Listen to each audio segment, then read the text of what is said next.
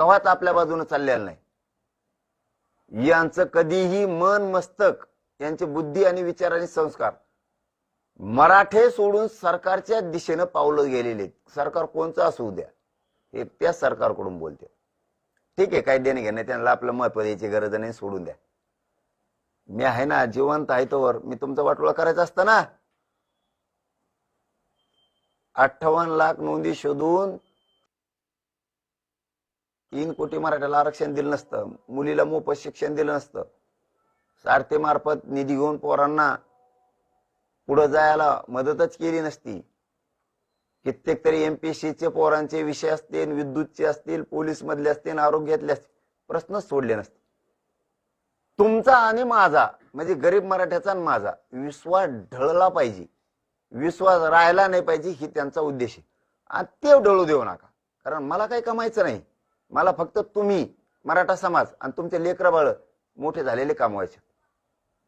आणि जर असलच गैरसमज तर मंत्रिमंडळाला आपण स्पष्ट सांगितलेलं आहे, याच्यात जर एखाद्या शब्दात त्रुटी असल, मला लगेच सुधारित जे पाहिजे। त्यांनी भाषणातून ते मंजूर केलेलं आहे की हो, तुम्हाला वाटलं तर याच्यात लगेच सुधारणा केली जाईल। मग काय मराठ्याला टेन्शन घ्यायची गरज आहे?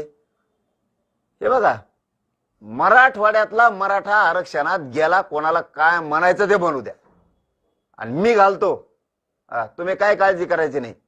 फक्त एक काम करावं लागेल, हे मुद्दाम सोशल मीडियावर बोलत असले तर इथून मग आपण याला उत्तर देत नव्हतं, आता याला द्यावं लागणार। यांनी आयुष्यात काय केलं? मग काय केलं तुम्ही आयुष्यात समाजासाठी?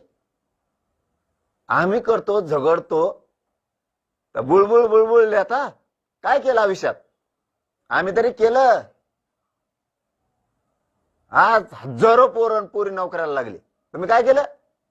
हैदराबाद गॅजेटियर साठी GR काढलाय, मसुदा नाही, तो नुसता मसुदा नाही, ड्राफ्ट नाहीये, आले घेऊन पळाले। GRच पाहिजे जागेवरून, तिन्ही काढले। केसेस पासून बलिदान गेलेल्या कुटुंबाचा पण काढला। शिंदे समितीला सुद्धा 24 तास काम करायला सांगितलं, आता व्हॅलिडिटी द्यायच्या सांगितल्यात, किती कल्याण व्हायला समाजाचं, प्रमाणपत्र द्यायचे सांगितलेत, केसेस माग घ्यायला सांगितल्यात, 8-15 दिवसात महिन्याच्या आत पुऱ्या घेतो म्हणे, एक ठेवत नाहीत। बलिदान गेलेल्या कुटुंबाचा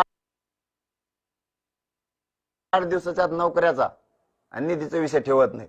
सगळे काम मी करून घेतोय। फक्त शेवटचं सांगतो, माझं समाजाला एवढंच म्हणणं आहे, संयम आणि शांत राहा, विश्वास ठेवत जा। मला माहितीये जे बोललेत त्यांच्याकडून तुम्ही बोलला नाहीत आणि बोलणार बी नाहीत, कारण त्यांनी आता वाटोळच केलंय। दिलं तर काहीच नाही, 70-75 वर्षात 45 वर्षात मी तरी दिलं, मग तुम्ही विश्वास ठेवतच नाहीये। त्याबद्दल दुमत असण्याचं काहीच कारण नाही। पण माझं एक म्हणणं आहे, सगळा मराठवाडा पश्चिम महाराष्ट्र आरक्षणात जातोय, जाणारे लेकरा बाळाचं कल्याण होणार आहे, आणि ते बघा तुम्ही टप्प्याटप्प्याने कसं जातंय। माझा निर्णय सुरुवातीला कोणाला पण असं वाटतं की चुकीचं आहे, पण ह्यावेळी GR आहे, तेवढं लक्षात ठेवा। GR आहेत, आतापर्यंत एक वळ सुद्धा साधी मराठवाड्याच्या बाजूने लिहिली गेली नव्हती, कारण मराठवाड्यावर जळणारे खूप लोक आहेत, आणि आता मी मराठवाड्याचं कल्याण केलंय, पश्चिम महाराष्ट्राचं केलंय, म्हणून थोडं पोट दुखत असतं।